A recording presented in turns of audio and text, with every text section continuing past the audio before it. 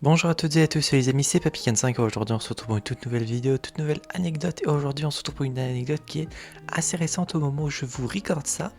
On est le 19 mars. La vidéo, je crois, sort le 29.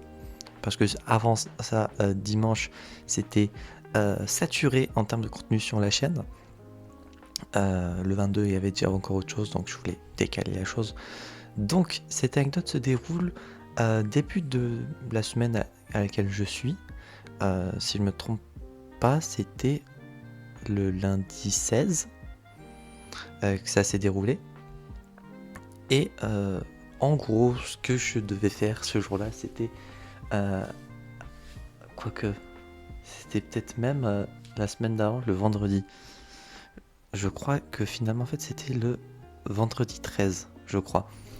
Bon, bref, dans cette zone-là. Ce qui se passe, c'est que je devais du coup m'occuper avec mon grand-père de faire quelques trucs dehors. Et donc, je l'ai accompagné, j'ai conduit et tout. Et avant de sortir, on me dit que je dois prendre de l'essence. Sauf que moi, du coup, pour l'anecdote, en termes d'essence, de par moi-même, je l'ai fait que 2 fois, je crois.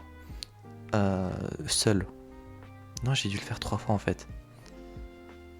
3 ou 4 fois au total, mais une fois seul. Je l'ai fait qu'une fois pendant mes heures de conduite, avec du coup mon moniteur. Une ou 2 fois avec mon père, et une fois solo. En fait, j'ai dû le faire que 3 fois dans ma vie. Donc, tout ce qui est essence et tout, on m'a beau m'avoir dit ce qu'il faut mettre et tout, je leur préfère redemander à chaque fois. Là, du coup, je pouvais demander à mon père qui était au travail et tout, histoire d'être sûr à chaque fois. Sauf que du coup, j'ai juste écouté ce qu'avait dit mon grand-père. Il m'avait dit qu'il faut mettre de l'essence parce qu'il s'y connaît en voiture et tout, et qu'il connaît la voiture. Non. Non, bah non. Et spoiler alert, c'était pas de l'essence qu'il fallait mettre, c'était du diesel. Et bon, du coup, on a fait tout ce qu'on avait à faire durant la journée. Et une fois quasiment arrivé à la maison, allez, il doit y avoir une centaine de mètres. Et encore. Après, je ne saurais pas forcément vous dire à combien ça correspond 100 mètres, mais bon. Donc voilà, la voiture commence à faire des trucs bizarres, dans le sens où il y a un truc qui clignote sur le tableau de bord. La voiture avance, mais en se secouant et tout. Le frein a... Et une fois que la voiture a ralenti, c'est impossible de la relancer. Donc à ce moment-là, en plus, on est à un feu rouge, donc il y a des gens qui attendent derrière et tout, ça met la pression. À côté, il y a mon grand-père qui met la pression. Et au final, la voiture ne redémarre pas. J'essaye de redémarrer le mieux possible et tout. Forcément, du coup, également, je mets les lumières d'urgence là quand on doit pas bouger et que du coup, faut les mettre. Fort heureusement, il y a un gentil monsieur qui vient aider à pousser la voiture. Du coup, il y a mon grand-père et le monsieur qui pousse derrière et moi, je conduis tout. Le volant a vraiment du mal. Le volant est dur. Enfin, les mouvements sont très durs. Faut pour le coup vraiment avoir un peu de force physique, je pense, à ce moment-là. Un minimum. Fort heureusement, du coup, à genre 20 mètres, même pas. Et encore, il y a un parking. Du coup, on arrive à garer la voiture là-bas. Le monsieur, du coup, qui nous a aidé repart, du coup, faire sa vie. Et nous, avec mon grand-père, du coup, on essaie de regarder ce qui pose problème dans le moteur et tout. À ce moment-là, on ne sait toujours pas ce qui s'est passé. Hein. Tout ce que je vous dis à propos de l'essence, le diesel et tout, on ne sait pas. Bon, bref, du coup, on arrive à redémarrer la voiture après 5-10 minutes. On fait le reste de chemin qui est resté pour arriver à la maison. Et pour me garer, du coup, à la maison, faut bien que je ralentisse à un moment.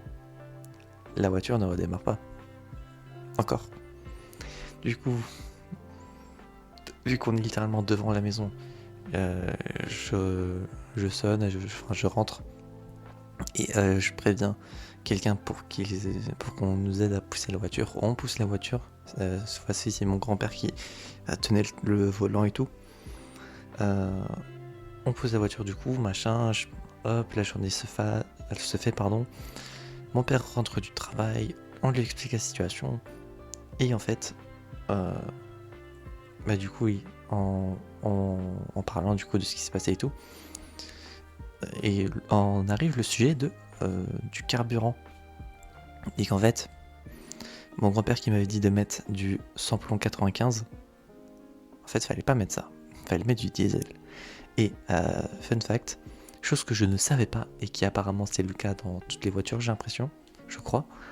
Et apparemment on apprend ça durant le code. Spoiler alerte, j'ai jamais vu ça pendant le code. Apparemment, là où on met le carburant pour la voiture, c'est noté ce que la voiture utilise.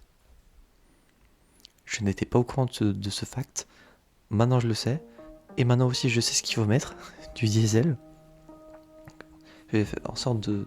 Enfin globalement je vais maintenant me souvenir. Parce que du coup diesel c'est avant essence. En termes de lettre de l'alphabet, le D est avant le E.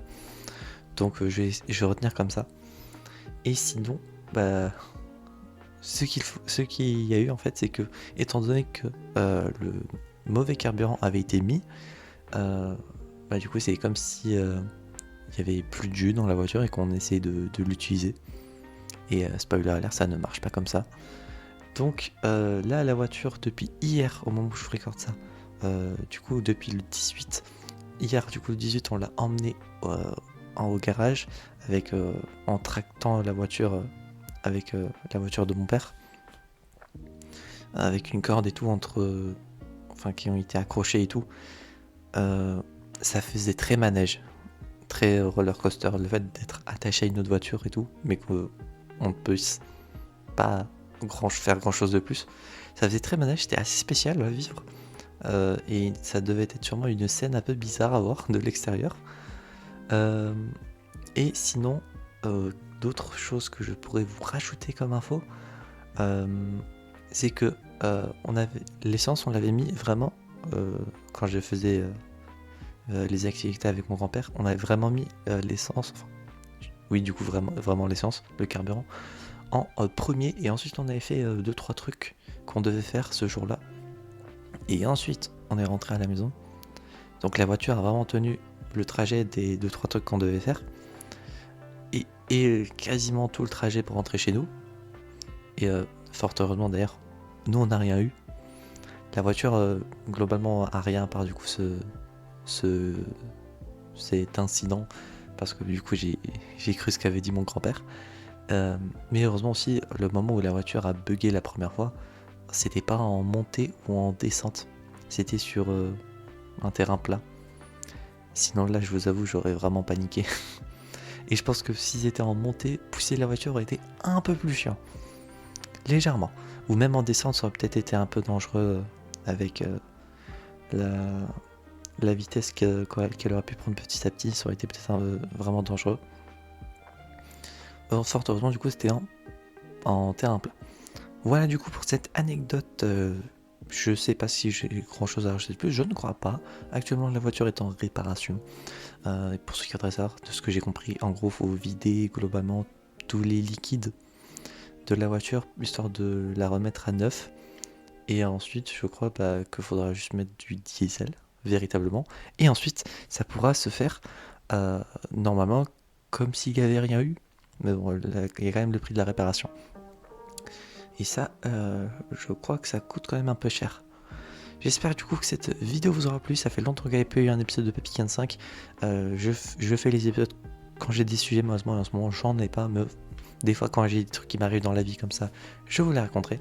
J'espère que cet épisode vous a plu. Si c'est le cas, n'hésitez pas à vous abonner, à mettre un petit pouce bleu, à mettre en commentaire si vous aussi vous êtes déjà trompé de carburant dans votre véhicule et comment vous avez pu gérer la situation. Et d'ici là, on se retrouvera donc j'espère la prochaine fois pour de prochaines aventures. C'est de 15 et je vous dis enjoy.